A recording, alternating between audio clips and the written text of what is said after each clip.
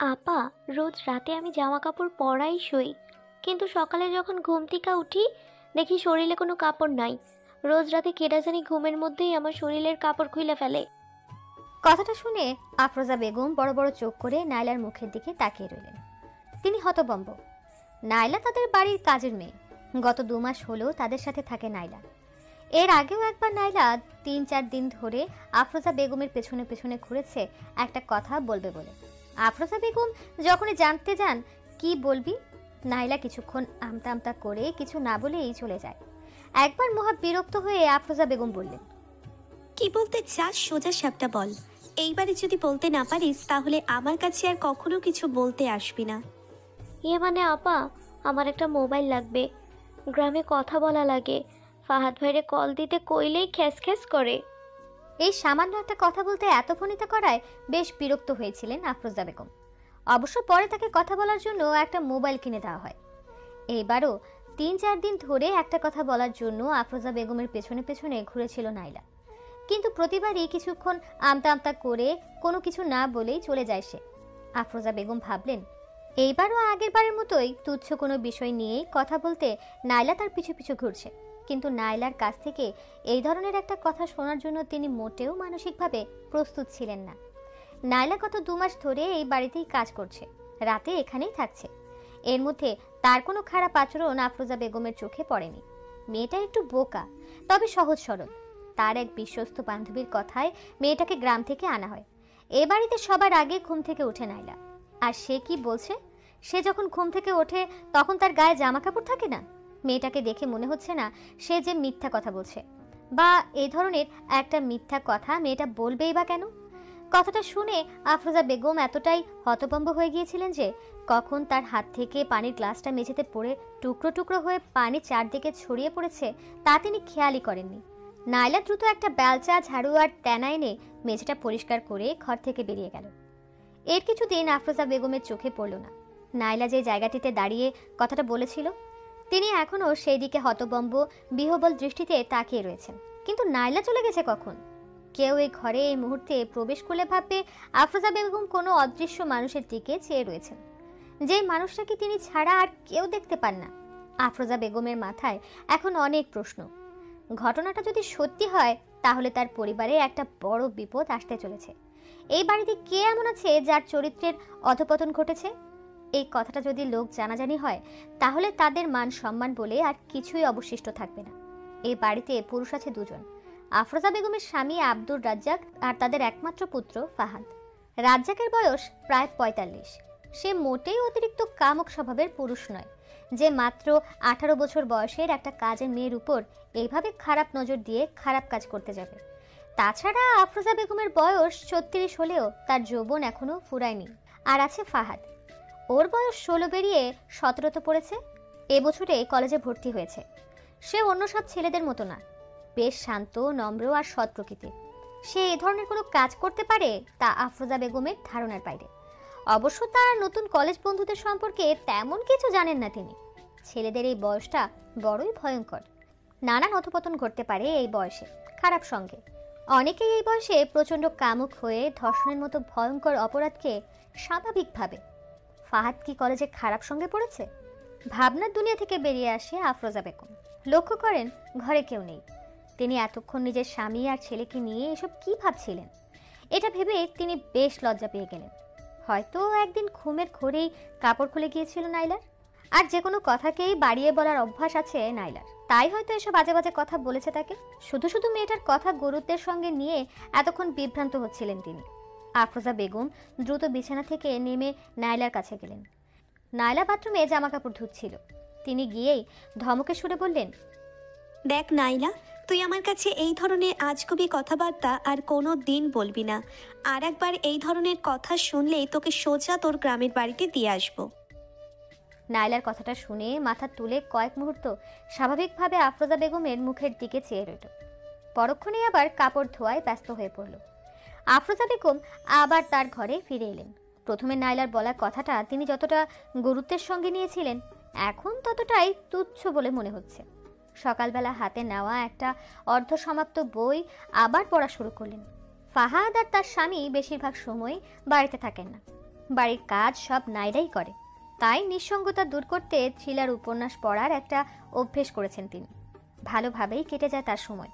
দুপুর হতেই ফাহাদ কলেজ থেকে বাড়িতে ফিরে আসে। রোজকার মতো রাতে রাজ্জাক সাহেবও বাড়িতে ফিরলেন। আফরোজা বেগমের আজকের দিনটা বাকি 8-10টা দিনের মতোই কাটল। রাত 11টা বাজতেই ঘুমিয়ে পড়লেন। তার অভ্যাস মতো প্রতি রাতেই ঘুম থেকে 3-4 বার বাথরুমে যেতে জাগতে হয় তাকে। কিন্তু কিছুদিন যাবৎ এক ঘুমে রাত পার করে দিয়ে সকালে উঠছেন তিনি। আজ ব্যতিক্রম হলো। শেষ রাতে তার ঘুম ভেঙে গেল। বাথরুমে যাওয়ার জন্য তিনি বিছানা থেকে নামলেন। রাজ্জাক সাহেব ঘুমাচ্ছেন বিছানায়। বাথরুমে যাবেন এমন সময় নাইলার কথা মনে পড়ল আফরোজা বেগমের। নাইলা কি অদ্ভুত কথাটাই না বলেছিল সকালবেলায়। আদৌ কি কথাটা সত্য হওয়ার সম্ভাবনা আছে? ঘড়ির এখন 4টা 15 বাজে। এখনো ফজরের আজান দেয়নি। তিনি কি যেন ভেবে ধীরে ধীরে রান্নাঘরের দিকে এগিয়ে গেলেন।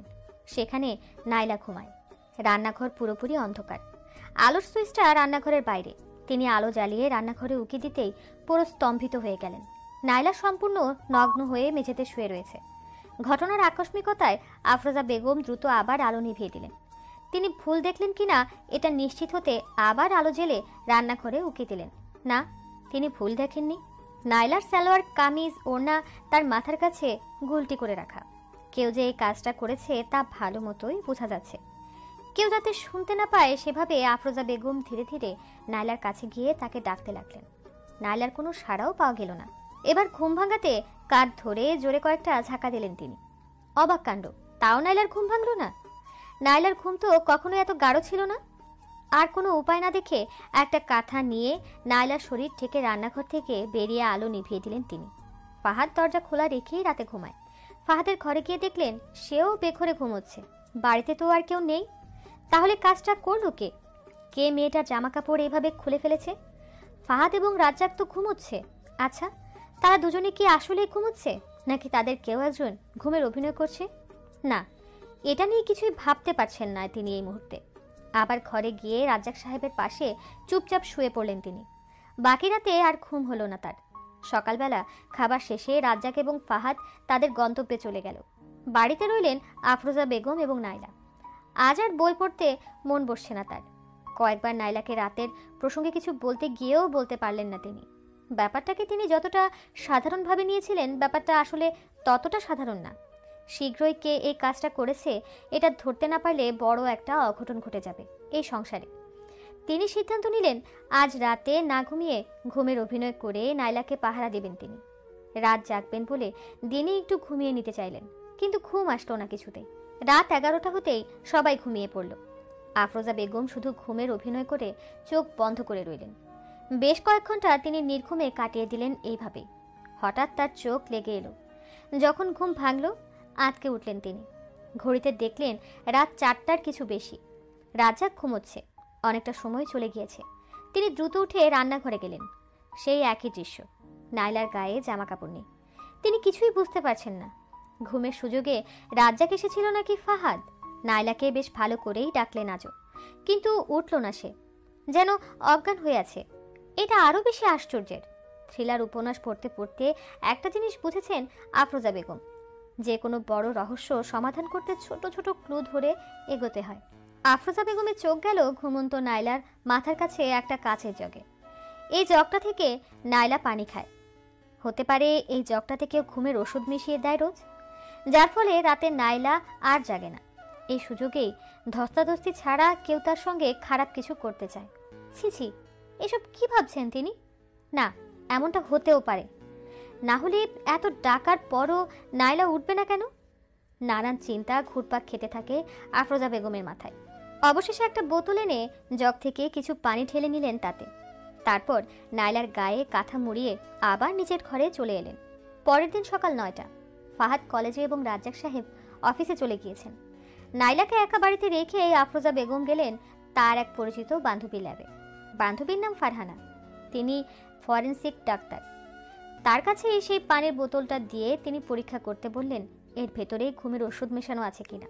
ফারহানা কৌতূহলী হয়ে জানতে চাইলেন এই পানি সে পেল কোথায়, আর পরীক্ষাই বা করতে চাচ্ছেন কেন। আফরোজা বেগম মিথ্যা কথা বললেন। তিনি বললেন তার এক বান্ধবী এটা পরীক্ষা করতে দিয়েছেন, সে তার নাম গোপন রাখতে চায়। ফারহানা আর তাকে খাটালেন না।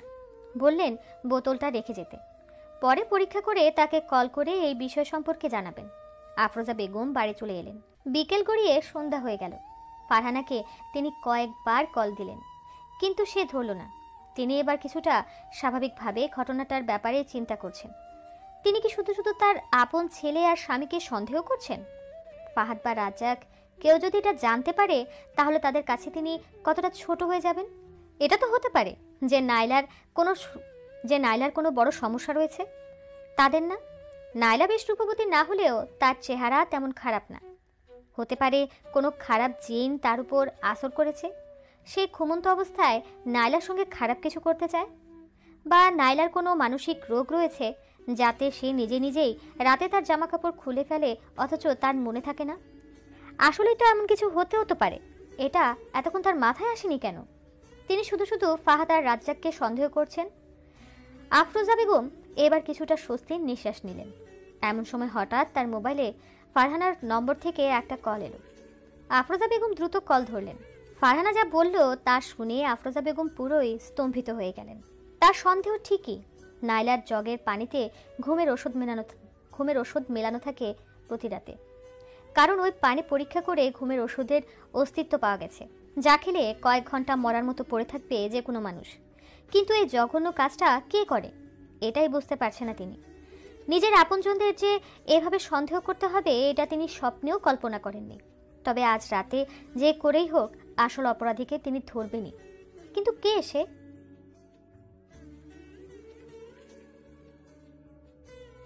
ফারহানার কল আসার পর থেকে আরো বেশি উদাস হয়ে গেলেন আফরোজা বেগম। চুপচাপ বিছানায় বসে রইলেন কিছুক্ষণ। ভাবতে থাকলেন রাতে কি করা যায়। আজ রাতে যে করেই হোক তাকে জেগে থাকতে হবে, আর কাউকে হাতে নাতে ধরতে পারলে তার কি করা উচিত সেটাও ভাবছেন। আফরোজা বেগম জানেন না অতীন্দ্রিয় ক্ষমতা বলে কিছু আছে কিনা, কিন্তু তার মনে হয় মাঝে মধ্যে তিনি এই ক্ষমতার অধিকারিণী হয়ে যান। এই বাড়িতে তার আপন কেউ এলে তিনি আগে থেকেই কি করে যেন টের পেয়ে যান। যেমন এই মুহূর্তে তার মনে হচ্ছে তার ছোট ভাই রাহাত আজ তাদের এখানে আসবে। রাহাতেরই হয়তো অতীন্দ্রিয় ক্ষমতা বেশি রয়েছে। যখনই তিনি কোনো বিপদে পড়েন, কোত্থেকে রাহাতই তখন এই বাড়িতে চলে আসে প্রথমে। হয়তো এই কারণেই তার মনে হচ্ছে এই বিপদে রাহাত এসে পড়বে এখানে। এসব ভাবতে ভাবতে কলিং বেলটা বেজে উঠল। আফরোজা বেগম দ্রুত ছুটে গেলেন দরজা খুলতে। ফাহাদ আর নাইলাও এসেছে দরজা খুলতে। এইরকম প্রায় ঘটে তাদের বাড়িতে। কখনো কলিং বেলের শব্দ শুনলে একসাথে তিনজনই ছুটে আসে, আবার কখনো আরেকজন খুলবে ভেবে কেউই আসে না। ফাহাদ দরজা খুলে দিল। দরজা দিয়ে রাজ্জাক সাহেব প্রবেশ করতেই হতাশায় ছেয়ে গেল আফরোজা বেগমের মুখ। তিনি ভেবেছিলেন রাহাত আসবে, কিন্তু রাজ্জাক সাহেব তো এত আগে আসেন না। আজ এলেন কেন? হঠাৎই আফরোজা বেগমের মনে পড়ল আজ বৃহস্পতিবার। এদিনে প্রতি সপ্তাহেই আগে অফিস ছুটি হয়ে যায় তার। আফরোজা বেগম অন্যদিনের মতো কারো সাথেই বেশি কথা বললেন না। চুপচাপ আবার নিজের ঘরে চলে এলেন। রাজ্জাক সাহেব গোসল করতে গেলেন। ঠিক 15 মিনিট পর আবার কলিং বেল বেজে উঠল। তিনি মূর্তির মতো বিছানাতেই বসে রইলেন। বাইরের ঘর থেকে ফাহাদের আনন্দ উল্লাস শুনে একটু নড়ে বসলেন। তারপর ঘরের বাইরে গিয়ে দেখলেন সত্যি সত্যি রাহাত এসেছে। তার সঙ্গে হাসি ঠাট্টা করছে ফাহাদ। আনন্দে আফরোজা বেগমের মনটাও ভরে গেল। রাহাত আফরোজা বেগমকে দেখেই আপা বলেই চেঁচিয়ে উঠে এসে জড়িয়ে ধরল তাকে। তিনি রাহাতের একটু খোঁজ খবর নিলেন। তারপর ফাহাদ আর রাহাত আবার কথা বলতে বলতে ফাহাদের ঘরে চলে গেল। রাহাত ঢাকার বাইরের একটা পাবলিক বিশ্ববিদ্যালয়ে পদার্থের ছাত্র। কি একটা ঝামেলা নাকি চলছে সেখানে, তাই তাদের ছুটি দিয়ে দিয়েছে। এই ফাঁকেই সে এসেছে তার আপার বাড়িতে। রাত 9টা বেজে গেল। তারা চারজনেই খাবার টেবিলে খাবার শেষ করলো। নাইলা আলাদা পরে খাবার খায়। খাওয়া শেষে রাজ্জাক সাহেব তার ঘরে চলে গেলেন। রাহাতকে নিয়ে ফাহাদ তার ঘরে গেল। আফরোজা বেগম বুঝলেন রাহাত আর ফাহাদের আজ সারা রাতেও গল্প করা শেষ হবে না, কিন্তু এই বাড়ির ঘটনা যত দ্রুত সম্ভব তাকে বলা উচিত। তাই নাইলাকে দিয়ে রাহাতকে ডেকে পাঠালেন তিনি। নাইলা যখন রাহাতকে ডেকে আনলো, তখনই আফরোজা বেগম বাড়ির ছাদে চলে এসেছেন। রাহাতও তাকে খুঁজতে খুঁজতে ছাদে চলে এলো। আফরোজা বেগমকে দাঁড়িয়ে থাকতে দেখে রসিকতার সুরেই সে বলল, আপা, আসার পর থেকে দেখছি তুমি আমাকে কিছু একটা বলার জন্য ছটফট করছো। অনেকটা জার্নি করে এসেছি। আজ তোমার সাংসারিক জীবনের সিরিয়াল মার্কা কাহিনী শুনতে পারবো না, কাল সময় করে শুনবানি। চুপ কর, চুপচাপ চেয়ারটাতে বস, বেশি কথা বলবি না। ছাদে সব সময় দুটো চেয়ার পাতা থাকে। রাহাত অনিচ্ছা সত্ত্বেও একটা চেয়ার টেনে নিয়ে বসলো। আফরোজা বেগম একবার সিঁড়ির কাছে গিয়ে উকি দিয়ে দেখে আসলেন কেউ আছে কিনা এখানে। তার এই উদ্বিগ্নতায় মোটেও বিস্মিত হচ্ছে না রাহাত। সে যখনই আসে এই বাড়িতে তখনই আফরোজা বেগম তাকে ছাদে এনে তার সংসারের নানান কথা বলেন, অতি তুচ্ছ ঘটনাও বর্ণনা করে বলেন। রাহাত চুপচাপ শুনে যায়, বিরক্ত হলেও তা প্রকাশ করে না। আফরোজা বেগম ফিরে এসে চেয়ারে বসে রাহাতের মুখোমুখি হন। প্রথমে কিছুটা ইতস্ততা করে, পরে এই পর্যন্ত ঘটা সব ঘটনা রাহাতকে বলেন। রাহাত কথাটা প্রথমে যত হালকাভাবে নিচ্ছিল, ধীরে ধীরে ঘটনা শুনতে শুনতে সে আরও বেশি উদ্বিগ্ন হয়ে উঠছিল। আফরোজা বেগম নাইলার কাছ থেকে কথাটা শুনে যতটা হতভম্ব হয়েছিলেন, রাহাতও তেমন হলো। পুরো কাহিনী শোনার পর বিস্ময় ভরা কণ্ঠে সে বলল, আপা, তুমি যা বলছো তার সবই নিশ্চিত হয়ে বলছো তো?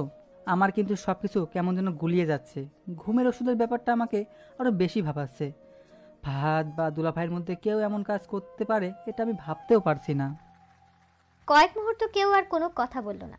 আফরোজা বেগম চেয়ার ছেড়ে উঠে সিঁড়ির দিকে গিয়ে আরেকবার উকি দিয়ে এলেন। তারপর বললেন, গত রাতে আমি ঘুমানোর অভিনয় করে অনেকক্ষণ জেগেছিলাম, কিন্তু হঠাৎই চোখ লেগে এলো। চোখ মেলে দেখি অনেক বেলা চলে গেছে। রান্নাঘরে গিয়ে দেখি নাইলার সেই একই অবস্থা। আজ রাতে আমি কিছুতেই ঘুমাবো না। তুই ফাহাদের পাশে ঘুমাবার অভিনয় করে শুয়ে থাকবি। আজ রাতে ধরতেই হবে কাজটা কে করছে। নাইলাকে বললেই তো হয়, সে যাতে ওই জগ থেকে পানি না খায়। না, আমি তাকে হাতে নাতে ধরতে চাই। আমার যতদূর মনে হয় কাজটা তোর দুলাভাইয়ের। রাহাত তার কিছুই বলে না। সে ভাবতেও পারেনি কোনোদিন তার পছন্দের এই দুজন মানুষকে এইভাবে সন্দেহ করতে হবে। তারা দুজনেই নিচে নেমে এসে যে যার ঘরে চলে গেলেন। আফরোজা বেগম দেখলেন এর মধ্যেই রাজ্জাক সাহেব ঘুমিয়ে পড়েছেন। আফরোজা বেগমের এই প্রথম মনে হচ্ছে লোকটা ঘুমানোর অভিনয় করছে। তিনি ঘুমিয়ে পড়লেই তার আসল রূপ দেখাতে শুরু করবেন লোকটা। তার দিকে ঘুরে ঘুমানোর অভিনয় করে শুয়ে রইলেন আফরোজা বেগম। বেশ খানিকক্ষণ জেগে রইলেন তিনি। এরপরই গত রাতের মতো চোখ বুজে এলো তার। চোখ খুলে বুঝতে পারলেন অনেকটা সময় চলে গেছে। আজও যা হওয়ার তা হয়ে গেছে। রাজ্জাক সাহেবকে বিছানাতে ঘুমন্ত অবস্থাতে রেখেই রান্নাঘরে গেলেন তিনি। সেই গত রাতেরই পুনরাবৃত্তি ঘটেছে। নালার একই অবস্থা। হতাশা আর বিষণ্ণতায় ছেয়ে গেল আফরোজা বেগমের মুখ।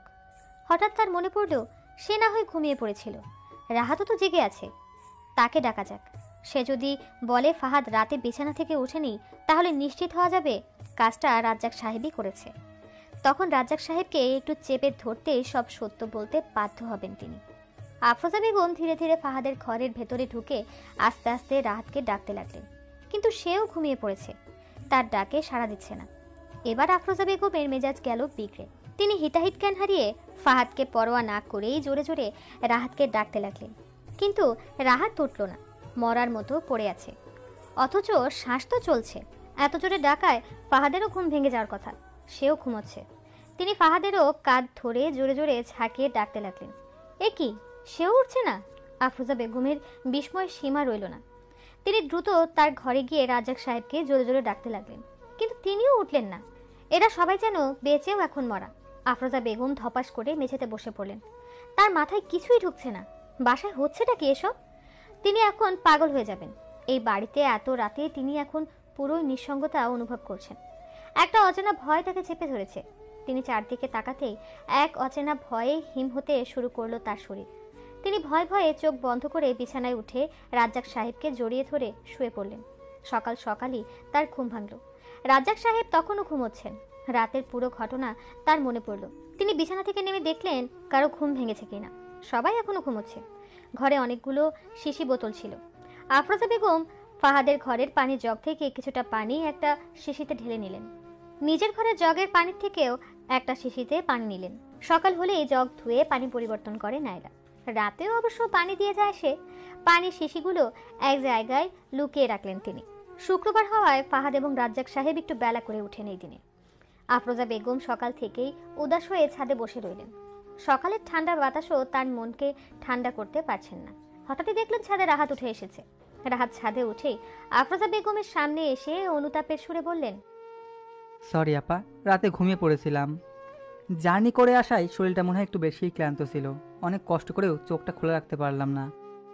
আফরোজা বেগম কি বলবেন ঠিক বুঝতে পারছেন না। চুপচাপ দুজনেই কিছুক্ষণ বসে রইলেন। তারপর মাথাটা রাহাতের দিকে একটু ঝুঁকিয়ে বললেন, ফারহানা নামের আমার এক কলেজের বান্ধবী আছে, তুই চিনতিস মনে হয়। ও এখন একজন ফরেনসিক ডাক্তার। আজ সবাই বাসায় থাকবে, তাই আমার বাসা থেকে যাওয়া উচিত হবে না। আমি কল দিয়ে সব কিছু বলে দিব ওকে। তোকে আমি ওর ঠিকানা দিচ্ছি। তুই 11টার দিকে 2টা শিশি নিয়ে তার কাছে যাবি। দেরি হলেও ওইখানে বসেই জেনে আসবি শিশির পানিতে ঘুমের ঔষধ মেশানো আছে কিনা। রাহাত পুরো বিস্ময় হয়ে বড় বড় চোখ করে আফরোজা বেগমের মুখের দিকে চেয়ে রইল। সে কিছুই বুঝতে পারছে না। আফরোজা বেগম গত রাতের পুরো ঘটনাটা রাহাতকে খুলে বললেন। রাহাত উৎকণ্ঠিত হয়ে বলল, তুমি সন্দেহ করেছো ঘুমের ওষুধ নাইলার জগে পানিতে মেশানো থাকে না, সব জায়গায় মেশানো থাকে। কিন্তু সবাই ঘুমিয়ে থাকলে কাজটা করে কে? জীবনে এমন জটিলতা রাহাত বা আফরোজা বেগম কারো জীবনেই কখনো আসেনি। রাহাত এবং আফরোজা বেগম বাড়ির সবার সাথে এখন পর্যন্ত স্বাভাবিক ব্যবহার করছেন, যাতে কেউ বুঝতে না পারে তারা সন্দেহ করছে। সকাল 11টা বাজতেই একটা কাজের কথা বলে রাহাত ফারহানার ল্যাবের উদ্দেশ্যে রওনা হলো।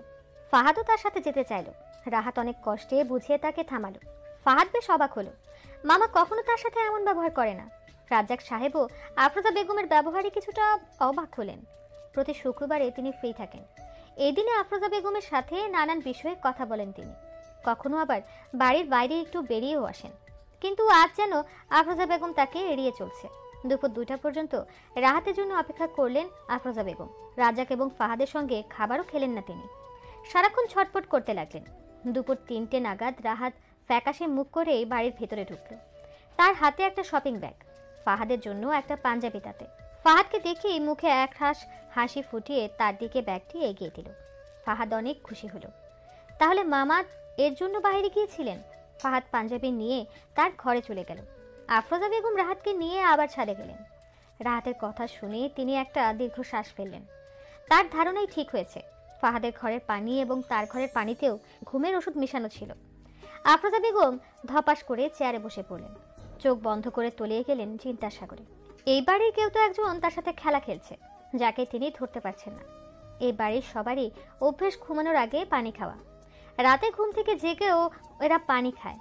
কেবল আফরোজা বেগমই বারে বারে বাথরুমে যাওয়ার ভয়ে রাতে পানি খান না। তাই বাড়ির সবাই ঘুমের ওষুধ মিশ্রিত পানি খেয়ে ঘুমিয়ে থাকলেও তিনি জেগেছিলেন। কিন্তু বাড়ির সবাই যদি ঘুমিয়ে থাকে, তাহলে নাইলার এই অবস্থা করেটা কে? তার পানিতে ঘুমের ওষুধই বা মেশায় কে? না, কিছুতেই তার হিসাব মিলছে না। বাড়ির যে কোনো একজন তাহলে তার সাথে ছলনা করছে এবং ঘুমের অভিনয় করছে। আফরোজা বেগম ভালো করেই বুঝতে পারছেন যে এই কাজটা করছে তাকে তিনি ধরতে পারবেন না। আবার না নিশ্চিত হয়ে কাউকে এ বিষয়ে জিজ্ঞেসও করতে পারেন না তিনি। তিনি যে নাইলার সাথে ঘটা ঘটনাটা আন্দাজ করতে পেরেছেন, এটা তাদের বোঝাতে হবে।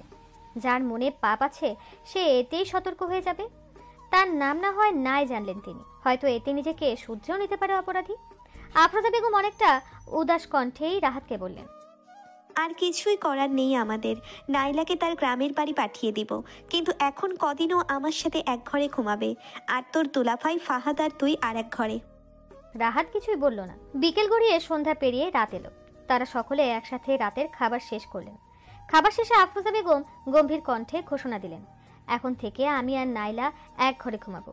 কথাটা শুনে রাজ্জাক সাহেব এবং ফাহাদ বেশ অবাক হলো। নাইলাও হলো। আফরোজা বেগমের এইরকম ব্যবহারের আর গম্ভীর কণ্ঠের মুখোমুখি তারা কোনোদিনই হয়নি। হতবম্বতায় তারা আর কোনো কথাই বলতে পারল না। রাত 11টা বাজতেই নাইলা তার বিছানাপত্র এনে আফরোজা বেগমের ঘরের মেঝেতে শুয়ে পড়ল। আফরোজা বেগমও ঘরের দরজার ভেতর থেকে আটকে বিছানায় শুয়ে পড়লেন। শুয়ে মনে পড়লো ঘরের আলো নেভাতে ভুলে গেছেন। বিছানা থেকে আর উঠতে মন চাইল না। ফাহাদ আর রাজ্জাক সাহেবকে নিয়ে 7-5 ভাবতে ভাবতে গভীর ঘুমে তলিয়ে গেলেন তিনি। প্রকৃতির ডাকে রাত 3টা নাগাদ ঘুম ভাঙল তার। তিনি বিছানায় উঠে বসে মেঝেতে তাকাতেই পুরো স্তম্ভিত হয়ে গেলেন। মেঝেতে সম্পূর্ণ নগ্ন হয়ে শুয়ে আছে নাইলা। মাথার কাছে তার সমস্ত কাপড় গুলটি করে রাখা, যেমনটা রান্নাঘরে থাকতো। বিদ্যুৎ গতিতে তিনি দরজার দিকে তাকালেন। না, দরজা ভেতর থেকেই আটকানো। তাহলে ঘরে কি তারা ছাড়া আর কেউ রয়েছে, নাকি এটা অলৌকিক কিছুর কাজ? কিন্তু ঘটনাটা যদি অলৌকিক হতো, তাহলে অলৌকিকেরও তো পানির ঘুমের ওষুধ মেশানোর কোনো প্রয়োজন নেই। নাইলা নিজে থেকে উঠে দরজা না খুললে কেউ তো ঘরে প্রবেশ করতে পারবে না। আফরোজা বেগমের মাথা ঘুরাচ্ছে। তিনি হতবম্ব স্তম্ভিত হয়ে মূর্তির মতো বিছানায় বসে রইলেন। কি বলবে এখন সে? এত সহজে আফরোজা বেগমের পক্ষে হতভম্ব ভাব কাটিয়ে ওঠা সম্ভব না। তবুও তিনি কিছুটা স্বাভাবিক হওয়ার চেষ্টা করলেন। ধীরে ধীরে খাট থেকে নিচে নেমে নাইলাকে জাগানোর একটা বৃথা চেষ্টা করলেন। নাইলার মাথার পাশে আজও পানির জগ। আফরোজা বেগম বুঝলেন তার বড় ভুল হয়ে গেছে। অপরাধী হয়তো ভেবেছিল আজও নাইলা রান্নাঘরে ঘুমাবে, তাই জগে ঘুমের ওষুধ মিশিয়ে দিয়েছিল। জগের পানিটা আগেই পরিবর্তন করা উচিত ছিল। নাইলা না হয় ঘুমের ওষুধ মেশানো পানি খেয়ে ঘুমিয়ে পড়েছে, কিন্তু তার শরীরের এই অবস্থা করল কে? কারো পক্ষে তো আর দরজা না খুলে ঘরের ভেতরে প্রবেশ করা সম্ভব না। তিনি সন্তর্পণে পুরো ঘর পরীক্ষা করে দেখার চেষ্টা করলেন যে এই ঘরে কেউ লুকিয়ে আছে কিনা। প্রথমে ভয়ে ভয়ে খাটের নিচে উকি দিলেন, কিন্তু কাউকেই দেখতে পেলেন না। এইভাবে পুরো ঘর খুঁজেও কাউকে না পেয়ে হতাশ হয়ে যান তিনি। এরপর নাইলার উপর কাঁথা জড়িয়ে দরজা খুলে উপস্থিত হন ফাহাদের ঘরে। ফাহাদ, রাহাত, রাজ্জাক সাহেব বেঘরে ঘুমোচ্ছে। আফরোজা বেগমের মাথায় এখনো কিছু ঢুকছে না। তিনি একবার ভাবলেন রাহাতকে ডাকবেন, পরে আর ডাকলেন না। চুপচাপ নিজের ঘরে গিয়ে দরজাটা ভেতরের থেকে আটকে দিলেন। একধানে অনেকক্ষণ নাইলার মুখের দিকে তাকিয়ে রইলেন তিনি। বোঝার চেষ্টা করলেন, আচ্ছা এই মেয়েটা তার সাথে কোনো খেলা খেলছে না তো? কিন্তু এটুকু একটা বাচ্চা মেয়ের এর পেছনে উদ্দেশ্যটাই বা কি থাকতে পারে? আর সেদিন ধমক দেওয়ার পর থেকে সকালে নিজেকে নগ্ন পাওয়ার ব্যাপারে আর কোনো কথাই বলেনি নাইলা। সারাদিন স্বাভাবিকভাবেই থাকে সে, যেন ঘটনাটাতে সে অভ্যস্ত হয়ে গেছে। এই রহস্যের শেষ কোথায় জানা নেই তার। তাকে শান্ত রাখার জন্য মস্তিষ্কও মনে হয় ঘুমানোর জন্য বারবার অ্যালার্ম করছে। হাই তুলতে তুলতে বালিশে মাথা রাখলেন আফরোজা বেগম। অন্যদিন এত চিন্তার মধ্যে সহজে তার ঘুম আসতো না। আজ ঘুমিয়ে পড়লেন দ্রুতই। আফরোজা বেগম যখন ঘুম থেকে উঠলেন তখন ঘড়িতে সকাল 10টা বেজে গিয়েছে। তিনি দ্রুত বিছানা থেকে নিচে নামলেন। এত বেলা হয়ে গেছে অথচ তাকে কেউ ডাকলোই না কেন? ঘরের দরজা খোলা। নাইলা তো অনেকক্ষণ আগেই উঠে চলে গেছে মনে হয়। রাজ্জাক সাহেবও হয়তো এতক্ষণে অফিসে চলে গেছেন, আর ফাহাদ কলেজে। আফরোজা বেগম এখন আর রাজ্জাক সাহেব বা ফাহাদকে সন্দেহ করছেন না। তিনি আন্দাজ করতে পারছেন ঘটনাটা অন্য কিছুর প্রভাবে ঘটেছে, যদিও অন্য কিছুটা কি সেটা তিনি বুঝতে পারছেন না। ঘরে থেকে বেরিয়ে দেখলেন রাহাত খাবার টেবিলে। তার পাশের চেয়ারে রাজ্জাক সাহেবকে দেখে আফরোজা বেগম একটু অবাক হলেন। ওনার তো এখন অফিসে থাকার কথা। আফরোজা বেগমকে দেখে রাজ্জাক সাহেব বেশ ফুরফুরে কণ্ঠেই বললেন, শুভ সকাল। ঘুম কেমন হলো? আফরোজা বেগম ঘটনার আকস্মিকতায় কোনো উত্তরই দিতে পারলেন না। রাহাতের ডাকে খাবার টেবিলে এসে বসলেন। আফরোজা বেগম আর কোনো কথাই বললেন না। চুপচাপ তিনজনই খাবার শেষ করলেন। খাবার শেষ করে আফরোজা বেগম যেই উঠছে, নাইলা কোথা থেকে ছুটে এসে তাকে জড়িয়ে ধরে কাঁদতে আরম্ভ করলো। নাইলাকে তিনি ছোটানোর চেষ্টা করলেন, কিন্তু সে শক্ত করে তাকে জড়িয়ে ধরে ফুপিয়ে ফুপিয়ে কাঁদছে। আফরোজা বেগম কিছুই বুঝতে পারছেন না। মেয়েটার কান্না তাকেও স্পর্শ করলো। নিজের অজান্তেই তার চোখ বেয়েও পানি পড়তে লাগলো। পর মুহূর্তে রাজ্জাক সাহেব একটা ব্যাগ হাতে তাদের সামনে এসে দাঁড়ালেন। এই ব্যাগটা আফরোজা বেগমের চেনা। এই ব্যাগটা সঙ্গে করেই নাইলা এই বাড়িতে পা রেখেছিল। রাজ্জাক সাহেব আফরোজা বেগমের দিকে শান্ত দৃষ্টিতে তাকিয়ে বললেন, ওকে গ্রামের বাড়িতে দিয়ে আসছি। এই বলেই তিনি ব্যাগ হাতে ধীর পায়ে বাড়ি থেকে বেরিয়ে পড়লেন। নাইলাও চোখ মুছতে মুছতে তার পিছু পিছু হাঁটতে আরম্ভ করলো। আফরোজা বেগমের হতভম্ব ভাব কিছুতেই কাটছে না। তার মনে হচ্ছে বাড়ির লোকজনগুলো ইচ্ছে করেই তাকে বড় কোনো মানসিক চাপ দিচ্ছে। রাজ্জাক সাহেব এবং নাইলা চলে যাওয়ার পর রাহাত বাড়ির সব দরজা ভেতর থেকেই আটকে দিল। এখন বাড়িতে শুধু আফরোজা বেগম এবং রাহাত। রাহাত আফরোজা বেগমকে একটা চেয়ারে শান্ত হয়ে বসতে বলে। তিনি চেয়ারে ঠিকই বসলেন, কিন্তু তার উদ্বিগ্ন আর বিস্মিত চেহারা দেখে স্পষ্ট বোঝা যাচ্ছে তিনি শান্ত নেই। তার মন উথাল পাথাল করছে। রাহাত একটা চেয়ার এনে আফরোজা বেগমের মুখোমুখি বসলো। মাথায় একটু ঝুঁকিয়ে বলতে আরম্ভ করলো, দেখো আপা, তুমি আমাকে ভুল বোঝো না। মাথাটা একটু শান্ত রাখার চেষ্টা করো। আমার সমস্ত কথা মনোযোগ দিয়ে শোনো, তাহলেই সব রহস্যের সমাধান পাবে তুমি। তোমার মনে আর কোনো প্রশ্ন থাকবে না। তুমি আমাকে যখন নাইলা সম্পর্কে ওই রাতে অদ্ভুত কথাগুলো বলেছিলে, তোমার মতো আমিও প্রথমে দুলাভাইকে সন্দেহ করলাম। পরের দিন যখন তোমরা ঘরটাতে ছিলে না, আমি ভাবলাম ঘরটা একটা তল্লাশি নেওয়া উচিত। ঘুমের ওষুধ কোথায় আছে এটা জানলে দুলাভাইকে ধরা সহজ হতো। ঘর তল্লাশি করতে করতে তোমাদের খাটের নিচে একটা কাপড়ের ট্যাঙ্ক দেখতে পাই। এত পুরানো একটা ট্যাঙ্ক এখানে দেখে বেশ অবাক হলাম। ট্যাঙ্কটাতে তালা দেওয়া ছিল। খুলে যা দেখলাম তাতে আরও অবাক হলাম। কয়েকটা মরা পাখি, বাদুর, ইঁদুর, মাথার খুলি, হাড়সহ একটা পেট সাধনার পুরো আমলের বই। তখনই বুঝতে পারলাম এই বাড়িতে কেউ পেট সাধনা করে পেট সাধক হয়েছে। আর পেট সাধকদের নানান পাপ কাজ করতে হয়। তাই এটা বুঝতে বাকি রইল না যে পেট সাধনা করে সেই পেটকে খুশি করতে নাইলার পানিতে ঘুমের ওষুধ মিশিয়ে রোজ রাতে তার সাথে খারাপ কাজটা করে। এরপর গতকাল যখন তোমার কথা মতো পানির শিশি নিয়ে ফারহানা আপুর কাছে গিয়েছিলাম, তখন আসল ঘটনা কি এটা জানার জন্য তিনি আমাকে প্রথমে চেপে ধরলেন। আমি কিছুতেই বললাম না আসল ঘটনা, তোমার মতো বানিয়ে বানিয়ে একটা গল্প বলে দিলাম, কিন্তু তিনি মনে হয় বিশ্বাস করলেন না। এরপর তিনি যে কথা বললেন তা শুনে আমি পুরোটাই স্তম্ভিত হয়ে গেলাম। তিনি বললেন, তোমরা ভাই বোন আমার থেকে কিছু একটা লুকাচ্ছ বুঝতে পারছি, না বলতে চাইলে সমস্যা নেই, কিন্তু গতবার আফরোজা যখন আমার এখানে আসল তাকে বেশ অস্বাভাবিক লাগল। সে এর আগে একবার আমার কাছ থেকে এসে অনেকগুলো ঘুমের ঔষধ নিয়ে গিয়েছিল, বলেছিল রাতে নাকি তার ঘুম আসে না। ঘুমের ওষুধগুলো বেশ করা, এগুলো কাউকে দেওয়া বেআইনি, একটা খেলে 3-4 ঘন্টা মরার মতো পড়ে থাকবে। আমি তাকে 1 পাতা ঔষধ দিলাম, সে অনেকটা জোর করেই পুরো প্যাকেটটাই নিয়ে গেল। বান্ধবী বলে কোনো দোহাই শুনুন না, তাও আমি তাকে সাবধান করে দিয়েছি। আবার কিছুদিন আগে 1 বোতল পানি এনে জানতে চাইল ঘুমের ঔষধ মেশানো আছে কিনা। আমি দেখলাম আমার কাছ থেকে যে ঔষধ নিয়েছিল ওই ওষুধগুলোই মেশানো। এবার আবার তুমি পানির বোতল নিয়ে এসেছ।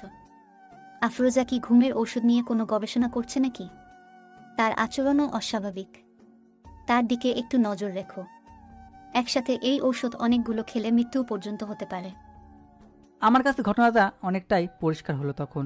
আবার আমার মনে পড়লো তুমি বেশ কিছুদিন আগে পেট ফেট নিয়ে আমাকে নানান কিছু জিজ্ঞাসা করছিলে। আমি এইগুলো বিশ্বাস করি না বলে গুরুত্বের সঙ্গে নেইনি কথাগুলো, কিন্তু এখন বুঝতে পারছি এই পেট সাধক আর কেউ না, বরং তুমি নাইলা সহ বাড়ির সবার পানির জগে ওই ঘুমের ওষুধ মেশাতে, আর রাতে রান্নাঘরে নাইলার ওই অবস্থা তুমি করতে। অবশ্য ওপরে এতটুকু কথার উপরে প্রমাণ হয় না যে তুমি আসলে রোজ এই কাজটা করতে, কিন্তু এতটুকু তথ্য তোমাকে সন্দেহ করার জন্য যথেষ্ট। তাই গতদিনে যখন তুমি বলেছিলে রাতে নাইলা তোমার সাথে ঘুমাবে, তখনই আমি শখটা কষে ফেলেছিলাম। সার্চ দেওয়ার নাম করে তোমার ঘরে আমার ভিডিও ক্যামেরাটা অন রেখে এসেছিলাম, যেটা দিয়ে মোটামুটি পুরো ঘরটা স্পষ্ট বোঝা যায়। যদিও ক্যামেরার উপর তেমন ভরসা ছিল না, তাই নাইলাকে বলেছিলাম পানির জগটা সাথে করে নিয়ে গেলেও পানি খাবি না, ঘুমের অভিনয় করে সারা রাত জেগে থাকবি। ওই পানিতে যে ঘুমের ওষুধ থাকে সেটা জেনে সে বেশ অবাক হয়, আর আমি যে তার এই ঘটনা জানি এটা শুনেও বেশ লজ্জা পেয়ে যায় সে। যাই হোক, প্ল্যান মোতাবেক সব কিছুই হয়েছে। নাইলা সকালে কাঁদতে কাঁদতে রাতের ঘটনা আমাকে খুলে বলে। তুমি যে একটা ঘোরের মধ্যে থেকে কাজটা করো এটা সে বুঝতে পেরেছে। দুঃখজনকভাবে অনাকাঙ্ক্ষিত এই ঘটনা ক্যামেরা বন্দি হয়েছে, যাতে তোমার বিশ্বাস হয় ঘটনাটা। নাইলাকে টাকা দিয়েই বিদায় করা হচ্ছে, সে বুঝতে পারছে যে তুমি মানসিকভাবে অসুস্থ। সেই ঘটনা কাউকে বলবে না। রাহাতের কথাগুলো যেন আফরোজা বেগমের মাথার উপর দিয়ে গেল। তিনি বড় বড় চোখ আর হা করে রাহাতের মুখের দিকে বিস্ফোরিত দৃষ্টিতে চেয়ে রইলেন। রাহাত এক নাগাড়ে কথা বলেই চলল। কিন্তু একটা প্রশ্ন আছে এতে, তুমি যদি এই কাজগুলো করে থাকো তাহলে তুমি এই কাজগুলো কোথাও স্বীকার না করে উল্টো প্রথম থেকে এই কাজগুলোর জন্য অন্য কাউকে সন্দেহ করছো কেন? তার মানে কি তুমি সবার সাথে ছলনা করছিলে এতদিন? ইচ্ছে করে আমাকে বিভ্রান্ত করছিলে? আমি তোমায় বিশ্বাস করি আপা, এবং আমার মনে হচ্ছে না তুমি আমাকে ইচ্ছা করেই বিভ্রান্ত করছো। তোমার এতে কোনো দোষ নেই। তোমার এই কাজগুলো নিজে করে নিজেই ভুলে যাওয়ার পিছনে দুটো ব্যাখ্যা দাঁড় করানো যায়। প্রথম ব্যাখ্যাটাকে অপব্যাখ্যাই বলা চলে। ব্যক্তিগতভাবে আমি এটা বিশ্বাস করি না। ব্যাখ্যাটা হলো তোমার পেট সাধনা সফল হয়েছিল। সত্যি সত্যি তোমার আহ্বানে একটা পেট এই বাড়িতে চলে এসেছিল যে তোমার শরীরে ভর করে, কিন্তু তুমি কিছুই জানতে পারোনি। সেই পেটটাই তোমাকে অনেক সময় নিয়ন্ত্রণ করতো। তার প্রভাবে তুমি নাইলার সাথে এই জঘন্য কাজ করতে, আর সে যখন তোমাকে নিয়ন্ত্রণ করা বন্ধ করে দিত তখন তুমি স্বাভাবিক হয়ে যেতে আর নিজেরই করা কর্মকাণ্ড ভুলে যেতে। কিন্তু তোমার চারপাশটা মনে রাখতো, আর তোমার কাছে সেগুলো রহস্য মনে হতো। যেহেতু আমি অলৌকিকতা বিশ্বাস করি না, তাই এই ব্যাখ্যাটা আমি গ্রহণ করতে পারছি না। ফাহাদ এই বিষয়ে কিছুই জানে না, সে জানবেও না। গতরাতে তোমার ওই ব্যবহারের পর দুলাভাই বেশ উদ্বিগ্ন হয়ে যায়। তাকে আমি আলাদা ঘরে নিয়ে পুরো ঘটনা খুলে বলি। তিনিও অবাক হন এবং তারও ধারণা হয় তুমি মানসিকভাবে অসুস্থ। তুমি হয়তো ডাক্তার রহমতকে চেনো, তিনি একজন মানসিক ডাক্তার। তাকে ফোনে দুলাভাই সকালবেলা পুরো ঘটনা খুলে বলেন। তিনি একটা ব্যাখ্যা দাঁড় করেছেন। এই ব্যাখ্যাটা গ্রহণযোগ্য আমার কাছে। আসলে তুমি সবার মাঝে থেকেও এক ধরনের নিঃসঙ্গতায় ছিলে। ঠিক তখনই তুমি কোথা হতে পেট সাধনা সম্পর্কে জানতে পাও। এই সম্পর্কে লেখা একটা পুরনো বইও তুমি জোগাড় করে ফেলো। বইটার লেখা তোমার উপর এতটাই প্রভাব ফেলে যে তুমি একাই পেট সাধনায় উপকরণ জোগাড় করে পেট সাধনা করে পেট সাধক হয়ে যাও। তোমার অবচেতন মন বিশ্বাস করতে শুরু করে পেট বলতে আসলেই কিছু আছে। তোমার পেট সাধনা সফল হয়েছে। তুমি যে পেটের সাধনা করেছো সে তোমার নিঃসঙ্গতা দূর করতে আসবে। তুমি যেহেতু বইটা পড়ে পেটটা সম্পর্কে ধারণা করেছিলে, সেই পেট সম্পর্কে সেখানে হয়তো লেখা ছিল যে পেটটা শরীরে প্রবেশ করলে সেই পেটটা অন্য নারীর সঙ্গে সঙ্গম করতে চায়। তাই তোমার মধ্যে একটা দ্বিতীয় সত্তা তৈরি হয়েছে। তোমার চেতন মন নিয়ন্ত্রণ করে সেই সত্তা, অপরটা অবচেতন মন। তাই একটা সত্তার কথা অন্য সত্তা মনে রাখতে পারছো না। তুমি কিছু সময় নিজেকে পেট মনে করছো এবং নাইলাকে কাছে পাওয়ার জন্য যা যা করার সব করছো, অথচ এর কিছুই তোমার পরবর্তীতে মনে থাকছে না যখন তুমি স্বাভাবিক হয়ে যাও। আপা, তোমার ভয় নেই, এটা একটা মানসিক রোগ মাত্র। এটা এতটা ভয়াবহ নয়। ডাক্তার রহমত কিছুক্ষণের মধ্যেই এখানে চলে আসবেন। তোমাকে শুধু এতটুকু বিশ্বাস করতে হবে যে প্রেত বলে কিছুই নেই, সবই তোমার অবচেতন মনের কল্পনা। দ্বিতীয় সত্তাকে সৃষ্টি করেছো তুমি, আর এটাকে ধ্বংস করতে পারবে তুমি। একমাত্র এটাকে অবিশ্বাসের মাধ্যমেই ধ্বংস করতে পারবে আপা। আফরোজা বেগমের মাথা ঘোরাচ্ছে। এই ধরনের কোনো কথা শোনার জন্য তিনি মানসিকভাবে মোটেই প্রস্তুত ছিলেন না। তিনি কৌতূহলবশত প্রেত সাধনা করেছিলেন ঠিকই, কিন্তু এটা যে তার মনে এতটা প্রভাব ফেলতে পারে এটা তিনি কখনো কল্পনা করতে পারেননি। এটা বিশ্বাস করার কোনো উপায়ও নেই তার কাছে। রাহাতের ভিডিও ক্যামেরায় গত রাতে নাইলার সাথে করা ঘটনাটা দেখে তিনি লজ্জায়, সংকোচে, ভয়ে, আতঙ্কে, বিস্ময়ে পাথরের মূর্তির মতো চেয়ারে বসে রইলেন। লজ্জায় তার মরে যেতে ইচ্ছে করছে। রাহাতও নিশ্চুপ হয়ে দাঁড়িয়ে চিন্তার গভীর সাগরে সাঁতার কাটছে। রাজ্জাক সাহেব এখানে থাকলে সে একটু সাহস পেত, কিন্তু ডাক্তার রহমত বলেছেন যেহেতু নাইলা এই ঘটনার উদ্দীপক, তাই যত দ্রুত সম্ভব নাইলাকে এই বাড়ি থেকে সরাতে হবে। তাই দুলাভাই তাকে নিয়ে চলে গেছে। হঠাৎই বাড়ির কলিং বেলটা বেজে উঠল। রাহাত ভাবল ডাক্তার রহমত এসেছে বোধহয়। রাহাত সন্তর্পণে গিয়ে দরজা খুলে দেখলো একটা বৃদ্ধ লোক দরজার সামনে দাঁড়িয়ে রয়েছে। খালি পা, জীর্ণ চিহ্ন, লম্বা চুল, লম্বা দাড়ি, পরনে একটা ময়লা পাজামা পাঞ্জাবি। দেখতে প্রথমে দেখায় রাহাত ভাবল কোনো ভিখারি। পর মুহূর্তেই একটা লোককে দেখা গেল রিকশার বিল মিটিয়ে এদিকেই আসতে। পরনে একটা সাদা শার্ট, কালো প্যান্ট ইন করা। শ্যামবর্ণের মধ্যম উচ্চতার লোকটা রাহাতের দিকে হাত বাড়িয়ে বলল, হ্যালো, আমি ডক্টর রহমত। উনি আমার সাথেই এসেছেন। বৃদ্ধ লোকটা তার সবগুলো দাঁত বের করে রহমতকে সালাম দিল। রাহাত কিছুটা ইতস্ত করে তাদের দুজনকে নিয়ে বাড়ির ভেতরে ঢুকলো। সেই ময়লা পায়জামা পাঞ্জাবি পরা লোকটা কুকুরের মতো নাক ছিটকাতে ছিটকাতে আফরোজা বেগমের সামনে গিয়ে বেশ কিছুক্ষণ বড় বড় চোখ করে তার দিকে তাকিয়ে রইলেন। ঘটনা শুনে আগেই আজ করছিলাম স্যার, মাইয়া শরীরে পেট আছে। ভয় পাইও না মাইয়া, তুমি বুদ্ধিমতী। তোমার শরীরে যে পেট আছে ওইটা ছোট জাতের, এদের বলে মিকি। এরারা মাইন্সের কোনো ক্ষতি করে না। এদের আনা যতটা সোজা, খেদায় ডাউন তার চাইতেও বেশি সোজা। এগুলা যা শরীরে ঢুকে তারে ঠিক মতো নিয়ন্ত্রণ করতে পারে না। এরা যাতর ক্ষমতাও নাই। এরা নিজেরা মাইয়া, ভরও করে মাইয়া শরীরে। এরাদের মাইন্সের শরীরে ভর করা আসল কারণ হইল গিয়া অন্য মাইয়া শরীর ভোগ করা, আর কিছুই করে না। আমি এখন এইটারে তাড়াইতেছি। তুমি আমারে আগে ওই জিনিসগুলোর কাছে নিয়ে যাও যে জিনিসগুলো দিয়া প্রেত সাধন করছো। কারোর কোনো কথা বলার অপেক্ষা না করেই লোকটা আফরোজা বেগমের ঘরের দিকে এগিয়ে চললেন। আফরোজা বেগম রোবটের মতো তাকে অনুসরণ করে চললেন। রাহাত বিস্মিত কণ্ঠে ডাক্তার রহমতকে বললেন, এই পাগলটা বলে কি? আপনি একে কেন নিয়ে এসেছেন? আপনি ডাক্তার হয়ে এটা বিশ্বাস করেন যে আপার শরীরে প্রেত ভর করেছে?